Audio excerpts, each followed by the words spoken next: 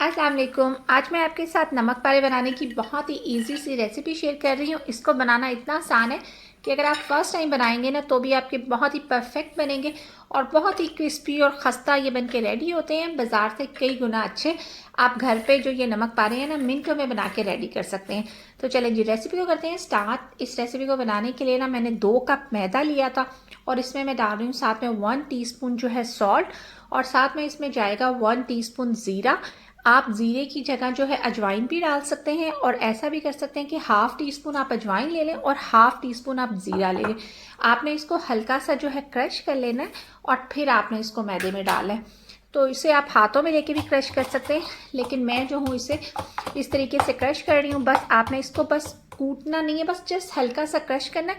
तो जो ज़ीरा इसका जो फ्लेवर है वो फिर काफ़ी उठ के आता है। तो मैदे में मैंने डाल दिया है ज़ीरा, साथ में मैंने इसमें डाल दिया है 1/4 कप जो है मैंने इसमें डाल दिया है ऑयल का।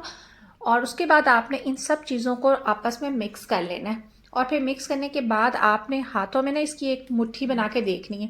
अगर इस तरीके से जो ये आपका मैदा है वो इकट्ठा हो जाता है तो समझ लें ऑयल की जो क्वांटिटी है वो बिल्कुल इसमें परफेक्ट है। अब आपने साथ थोड़ा थोड़ा पानी डालते जाना है और इसको आपने गूंदते जाना है और जो पानी है वो रूम टेम्परेचर पे है। तो तकरीबन 2 जो कप मैदा है उसमें मुझे हाफ़ कप जो है ना पानी मैंने यूज़ किया है। और आप देखें इस तरीके से ना आपने इसकी एक हार्ड सी जो डो है ना वो बना के रेडी कर लेनी है। इसकी डो जो है वो उसी तरीके से हार्ड होती है जिस तरह हम समोसे की डो बनाते हैं ना, ये उस तरीके से हार्ड होती है। तो आप ये देखें ये इस तरीके से आपको अंदाज़ा हो जाएगा कि ये कितनी हार्ड है। इसके बाद आपने इस पे लगा देना है थोड़ा सा ऑयल और उसके बाद आपने इसको कवर करके रख देना है थोड़ी देर के लिए। अगर आपके पास टाइम है तो आप 10 से 15 मिनट का इसको रेस्ट दे लें, लेकिन मैंने जस्ट 5 मिनट ही इसको रेस्ट दिया था।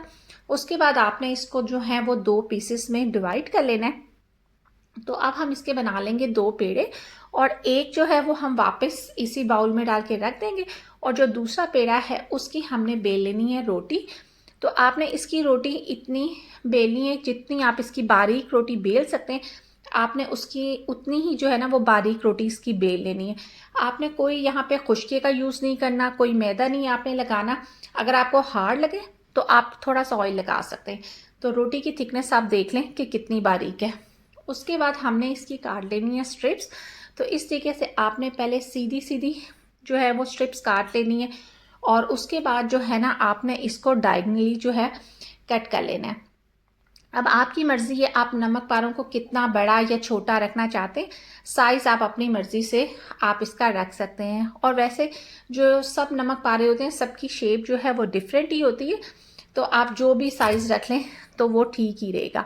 तो आप ये देखें इस तरीके से इसकी डायमंड शेप की जो है ना ये बाद में जो है ना रेडी हो जाएंगे। ऑयल जो है मैंने गर्म करने के लिए रख दिया था। तो आप एक जो है ना नमक पारा डाल के देख लें, अगर ये फ़ौरन ही ऊपर फ्लोट करना स्टार्ट हो जाए तो समझ लें कि ऑयल का टेम्परेचर बिल्कुल ठीक है। तो आपने सारे जो ये नमक पारे हैं वो आपने ऑयल में डाल देने हैं। तो आप इन्हें डालें उसके बाद आपने ज़्यादा छेड़छाड़ नहीं करनी, जस्ट आप इसको डाल के तो छोड़ दें। ये खुद ब खुद जो हैं फ्लोट होते हुए ऊपर आ जाएंगे। तो बस जब इस तरीके से जो सारे नमक पारे फ्लोट होना शुरू हो जाए तो आपने क्या करना है, इसको हिलाते जुलाते हुए आपने इसको फ्राई कर लेना है। 7 से 8 मिनट लगेंगे इनको फ्राई होने में। जो फ्लेम है वो आपने लो टू मीडियम के बीच में रखनी है। जिस कलर के आपको नमक पारे चाहिए तो आपने उससे जब एक कलर लाइटर हो तो आपने इसको बाहर निकालना है, क्योंकि ये कुक होने के बाद भी इस पर कलर आता है। तो मैंने सारे जो नमक पारे हैं वो बना के फ्राई कर लिए हैं। और अब आप ये देखें आपने इस तरीके से इसे किसी प्लेट में फैला देना है ताकि ये अच्छे तरीके से ठंडे हो जाएं। और जब ये इस तरीके से ठंडे हो जाएं और रूम टेम्परेचर पे आ जाएं तो आप ज़रा इसकी आवाज़ चेक करें, ये कितने क्रिस्पी हो जाते हैं रूम टेम्परेचर पे आने के बाद। और मैं अब आपको एक तोड़ के भी दिखा देती हूँ। ये देखें कितने ज़बरदस्त ये बन के रेडी हुए हैं। और जब ये नॉर्मल टेम्परेचर पे आ जाए तो आप इसको एक एयर टाइट जार में डाल के रख दें। आप इसको 1 मंथ के लिए स्टोर कर सकते हैं और जब भी आपका मंचिंग करने को दिल चाहे तो आप इसको एक हेल्दी स्नैक के तौर पे बच्चों को भी दे सकते हैं और ख़ुद भी खा सकते हैं। तो बस आप इसको बनाएं और इन्जॉय करें। और जब आप इस रेसिपी को ट्राई करें तो अपना फीडबैक मेरे साथ ज़रूर शेयर करें। बस इसके साथ ही लूँगी आपसे इजाज़त, मिलूँगी नेक्स्ट व्लॉग में या किसी न्यू रेसिपी के साथ। तब तक के लिए अल्लाह हाफिज़।